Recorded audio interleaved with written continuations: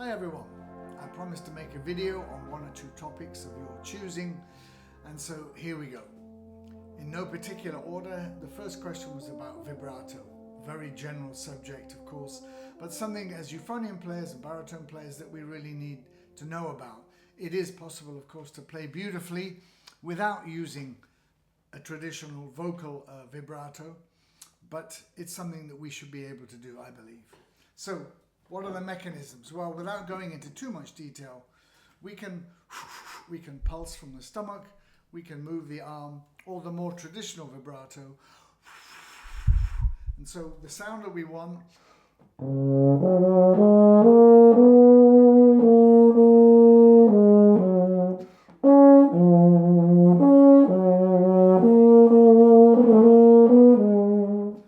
is a nice open sound. Of course, it's flexible.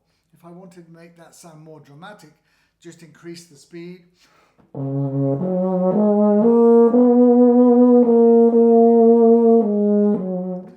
of course, it risks the sound of being a little bit dated by modern ears. And maybe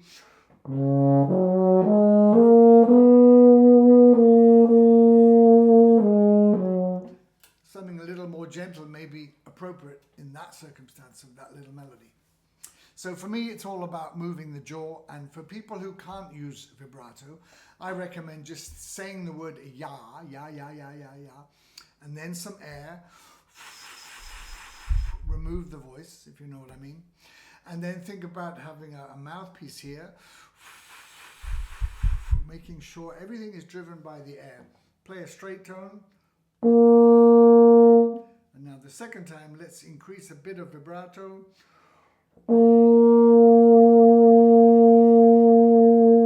If it comes out a little bit uncontrolled, at least it's a beginning, and then you control the variables.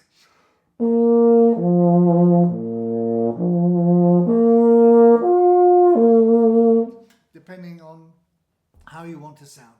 So practice it slowly. Try and free the jaw. A lot of people find that when they do that, the jaw is kind of frozen. So ya ya ya ya ya ya ya ya ya.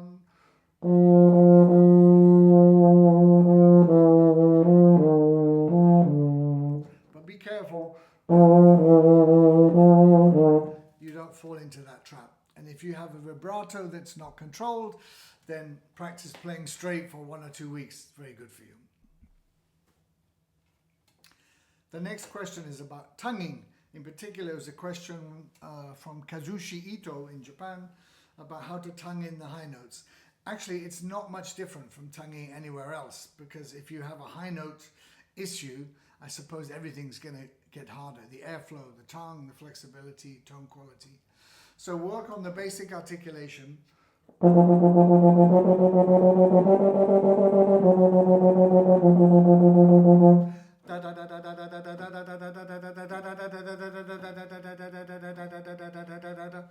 So the tongue is a muscle. There it is. You have to train it.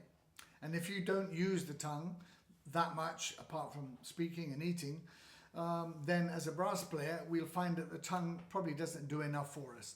So think of the use of the tongue.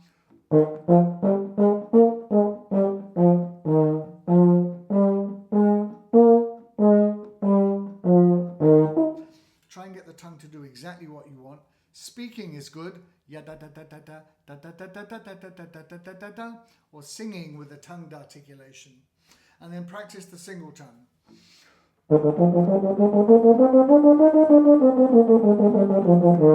Make sure the tongue does really what you want. If you find that some notes are not clear, then your tongue needs discipline, and your embouchure probably needs strengthening as well. And double tongue, of course. Daga is my preferred. Tuku if you are playing a smaller mouthpiece, but that gets a little bit bright. So work on the single, work on the double. Triple tonguing, usually we need bits of it rather than whole variations.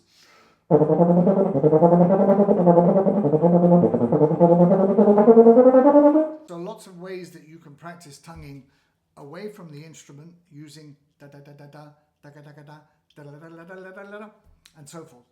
I would definitely recommend not too much practice in the high range with tonguing. It's an exceptional range, especially for rapid tonguing, but clear articulation, of course, is very important.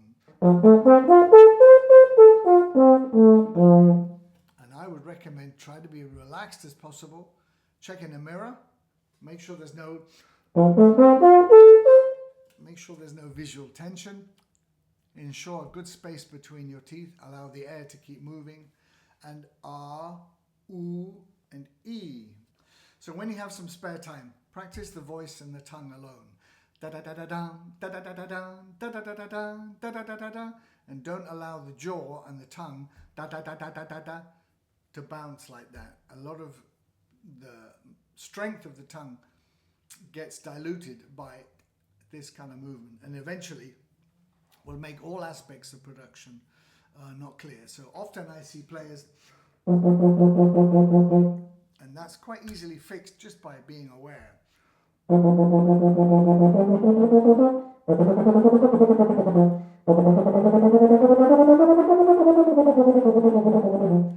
then in the higher register, try to stay relaxed, try to keep this open, and then use a metronome to slowly build up speed. Nothing dramatically loud or too soft. Keep it at a middle dynamic, and when that gets comfortable, you can then experiment with stronger sounds, faster sounds, and of course quiet sounds. So good luck with that. So we had a question come in about low notes and how to sustain the quality of the low notes. Especially we use sometimes all the fingerings, all the tubes, and sometimes open notes, and they can sound very different.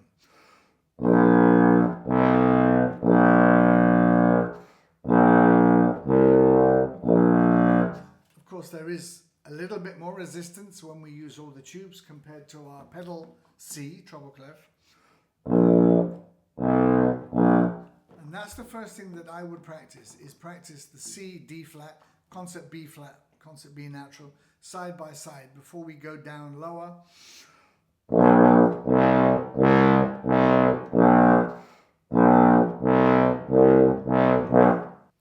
So playing freely in the low range is very important, especially if you're going to play music where we need to sound as if it's our normal range. So establishing a good sound on each note from like low treble clef F.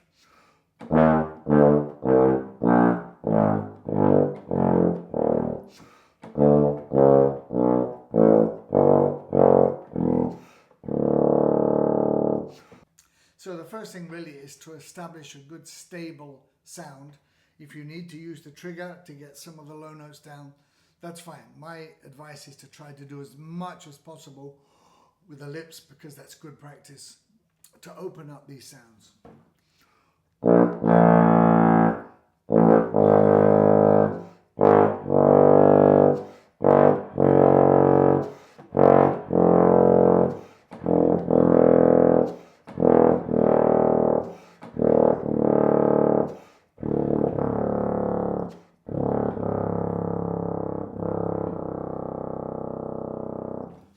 All the way down to pedal D flat, treble clef. Now, getting the notes in an isolated situation is important, but also moving around chromatic scales and so forth, especially if you have, as most people do, a little pivot to what we call the pedal embouchure. In my case, I have a flexible place I can pivot.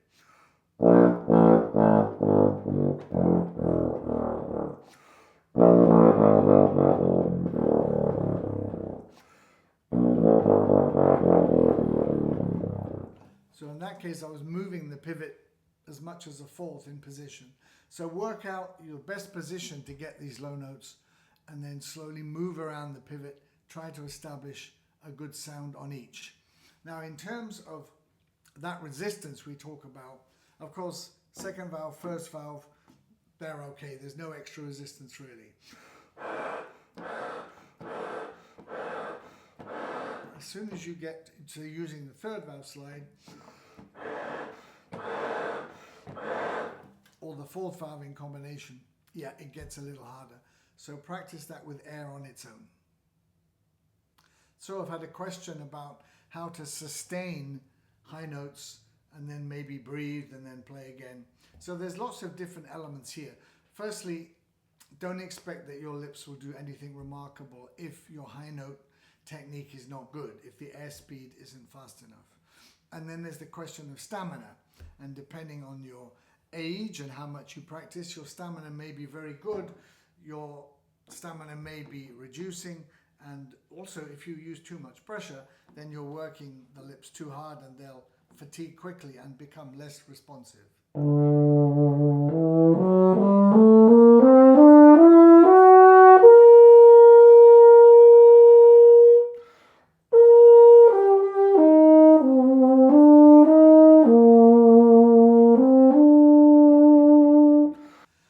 So what are the golden rules? Well, don't press too hard in the higher register. Maybe when you were younger and didn't have the skill that you have now, let's say, then psychologically high notes became difficult and you used more pressure. So let's think about an exercise you could do, which is putting pitched air through the instrument.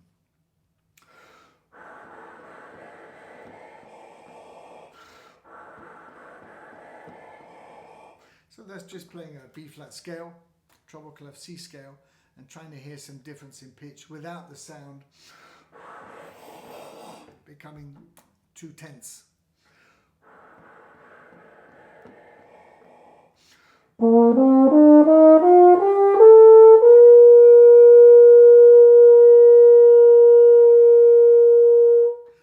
And then for now, just sustain some of these notes, 5 seconds, 6 seconds, even 10 seconds.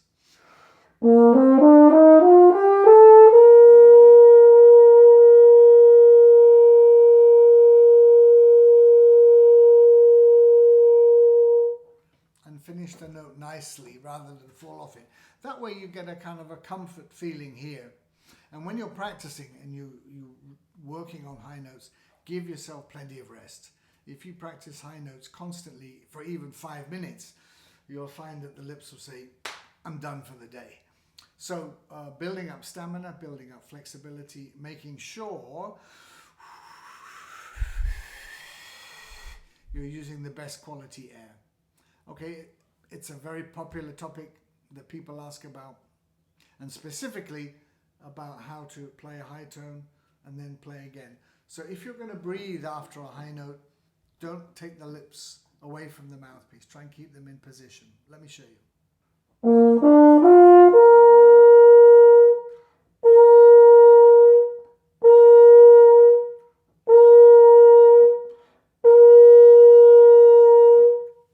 So I'm breathing, but I'm keeping the lips in contact, so the air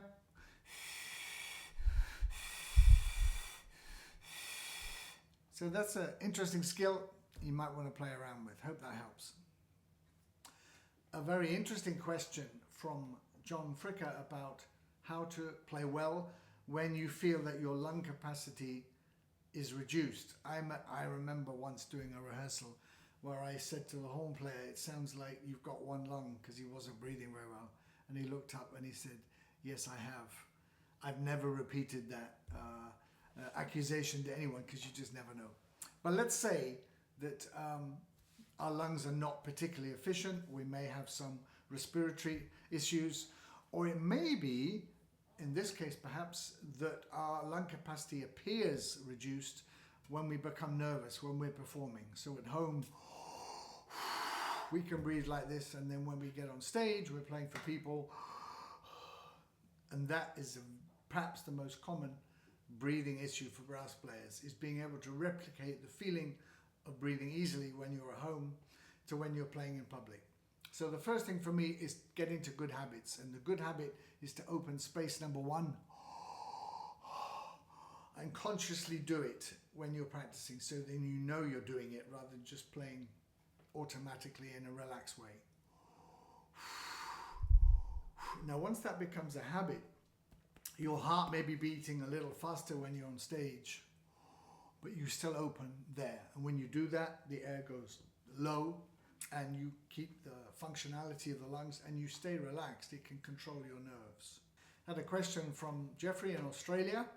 Hope to see you in the summer, Jeffrey, when I go there, about how far slides should be pulled out. Well, it really depends on your instrument. I've tested instruments in the past, I'm not going to start mentioning names, where if you use, for example, second and third, it's so sharp, sometimes you've had to pull out the third slide an inch or even more. They tend to be the cheaper Chinese instruments, dare I say it, where tuning has never been an absolute priority. I don't know any situations where you need to pull out a second valve. If you do, and keep it half out, it'll probably fall out. But usually the second valve is okay. Euphonium players often, and I'm included, just draw the first slide less than a centimeter. Some days it's even just 3 or 4 millimeters, depending on where I'm playing. And sometimes if I'm playing with a piano and I'm trying to get the pitch down to a low piano, the first slide may be out a little more, but that's mainly, of course, to do with the main slide position. So my feeling is whatever instrument you're concerned about, check with the tuning machine. If you have a sharp 1 and 2 combination and you like using third valve instead, make sure your third slide is in, because usually if you pull out a third slide and use the third valve, you'll be dropping way under pitch. So generally speaking, euphonium first valves tend to be pulled out 8, 9, 10 millimeters, and second slide in. Third slide I prefer closed. The fourth slide, I often see people with it out, and then when I test their instrument, I say just put it back in. But it may be 3 or 4 millimeters, maybe best. Make sure that you don't have a tendency to blow sharp on the notes with your airstream, because then you'll have to pull out a little more, generally speaking. So use a tuning machine maybe once a week for 10 minutes just to check. And then once your slides are set, don't move them around like a trombone slide. In the days before Trigger, in my Desford days, when I was playing with the band and we didn't have a trigger, often I would mark up my first, the positions on the music where I was going to move my first slide. So that tended to be a very free slide. First slide out, slide in. So yeah, care about the tuning, and thanks Jeffrey for the question. So the final topic today, we're going to talk about Bel Canto, a vocal way of singing in the 17th and 18th century, into the 20th century, but now deemed as a lost art of singing, and how it could relate to brass players. And this comes from Al King, who obviously has a passion for this subject, and we talked about an interview that he was listening to regarding Maria Callas. Now, there are books, there's one, called Bel Canto, where we explore a melodic style of playing, kind of Italianate in style, that really accentuates the beauty of the voice, and actually allows us liberties with the musicality to show off the beauty of the voice. Not just to do with vibrato, but tone color, where this is really the most important thing, as well as understanding the musical line. So here's 2 ways of me playing a little melody by Conconi. First, dead straight, and the second one with elements of Bel Canto.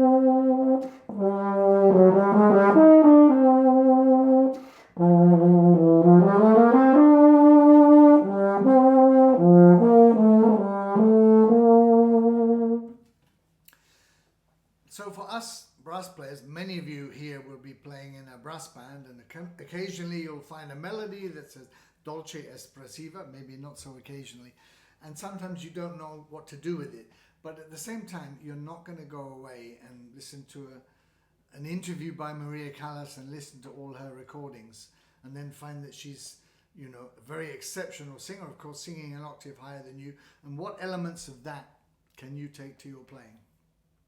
I would say listen to good singers, and if you can find something similar by a singer to what you're playing on a brass instrument, that would be a good starting point. And if you know a singer, just say, sing that for me.